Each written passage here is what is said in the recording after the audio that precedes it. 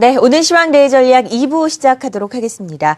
이번 주 글로벌 증시가 동반 하락세를 기록하고 있는 상황입니다. 신흥국의 불안 심리가 전 세계적으로 퍼져나가는 모습이고요. 위험 자산 가격이 많이 조정되는 모습이죠. 뉴욕 증시가 2.1% 가까이 이번 주 조정을 받았습니다. 후반에 낙폭이 다소 만회됐다는 점에 의의를 둘 수 있을 것 같고, 일본 증시는 엔화가 강세로 전환을 하면서 타격이 더 컸습니다. 7.4% 가까이 하락세를 기록을 하는 모습이고요. 오늘 같은 경우 우리 시장은 반등에 나섰지만 일본 증시는 또 하락세로 마무리를 짓는 모습입니다.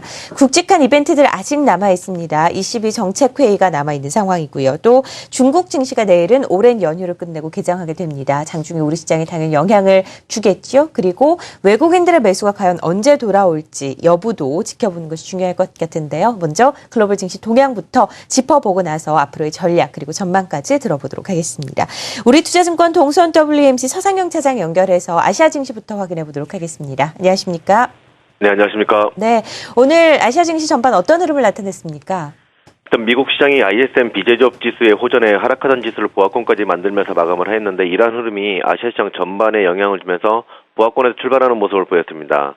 그러다 이제 호주 같은 경우는 무역 수지가 예상보다 더 크게 우호적인 모습을 보여주며 상승을 하였고요. 결국은 1.14%로 상승 마감을 했는데, 이러한 호주의 경제지표 호전은 호주 달러 강세를 야기시켰고요. 이로 인해서 엔화가 약세로 이어졌고, 결국 일본의 주가를 상승시키는 영향을 주는 모습이었습니다. 여기다가 일본 같은 경우는 마쓰다 자동차가 실적 호전을 바탕으로 4.3% 상승을 하자, 닛산 자동차 등도 이제 자동차 업종들이 덩달아 상승을 하는 등 시장 전반에 우호적인 모습을 보였었습니다. 그렇지만 이제 장 막판 이제 매물이 최근 일본 시장의 특징이었던 차익 매물이 유입되면서 결국 지수 같은 경우는 0.18% 하락을 하였고요.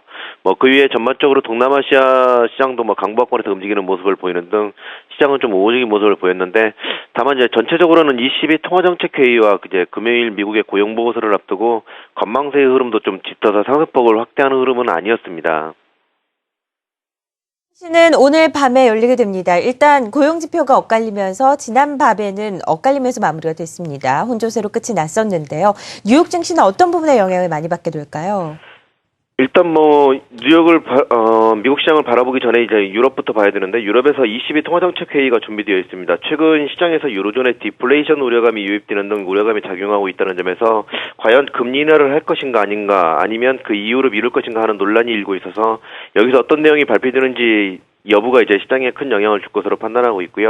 이로 인해서 이제 유로화라든지 달러와 같은 환율 시장에 유동을 칠 가능성이 좀 크다고 볼 수 있습니다. 이러한 흐름 등이 결국은 미국 시장에 영향을 줄 가능성이 좀 있고요. 이러한 환율 변동성이 만약에 커진다라면 시장의 변화는 좀 줄 것으로 판단하고 있는데, 그러한 흐름이 없다라면 오늘 이제 발표되는 경제지표들, 신규 실업수당 청구건수와 무역수지 등의 이제 발표 등이 있어서 그러한 흐름들이 시장에 영향을 좀 줄 가능성이 좀 있고요. 그리고 어제 장 마감 후에 실적을 발표됐던 트위터 같은 경우는 실적 악화 때문에 이제 큰 폭의 하락을 했었는데, 그러한 흐름들과 더불어서 디즈니의 상승 등이 이제 시장에 영향을 줄 것으로 판단하고 있습니다. 다만 전반적인 흐름은 이러한 흐름보다는 금요일 준비되어 있는 고용 보고서의 발표를 기다리는 모습을 보일 것으로 판단하고 있는 상태입니다. 미국 증시의 관전 포인트까지 짚어봤습니다. 우리투자증권 동수원 WMC 서상영 차장이었습니다. 고맙습니다.